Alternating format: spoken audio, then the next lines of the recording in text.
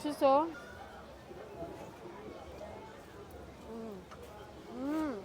May bagong pinagkakaguluhan na naman sa Quiapo, Manila. Ito yung Boss P Grilled Seafoods, located sa R. Hidalgo Street, corner Palma Street. O diba, kahit nasa Quiapo ka, may makakainan ka pa rin na masarap na seafoods, pero very affordable. At ang maganda dito, may sarili silang pwesto. So meron sila available dito na oyster, tahong, scallops, hipon, talong, chicken inasal, mga lobster balls, crab sticks, squid, tofu sticks, at cheese balls. Tapos ang pag-order nito, kuha ka lang kung anong gusto mo. Magbabayad ka at saka nila lulutuin. Binubudbura nila ng special seasoning. At ito nga yung nagpapasa sa kanilang grilled seafoods. Ano po sa grilled seafoods? Depende po sa stick, ma'am. Meron tayong mga seafoods ball, 60 pesos lang po per stick.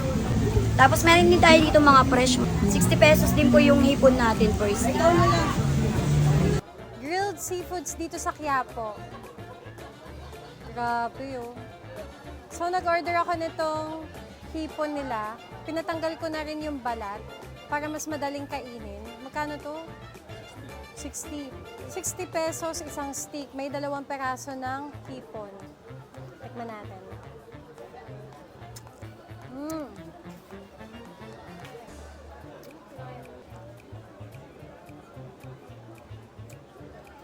Wow! Ang sarap! Ang sarap ng pagka-marinate. Ang sarap ng sauce nila, sauce ng barbecue. Kasama siyang sweet chili sauce. So may option ka kung gusto mo lagyan. Lagyan natin. Oh.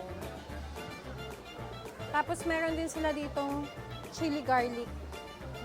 Tempura cheese for only 60 pesos lang.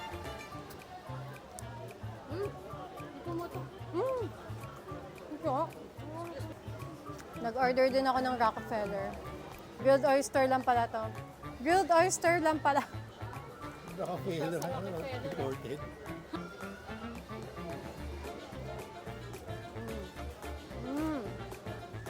Tikman natin tong grilled oyster. 5 pieces for only 100 pesos. Wow. Wait. Tsaka ito daw ay fresh. Ate, anong pangalan niyo po? Abi po.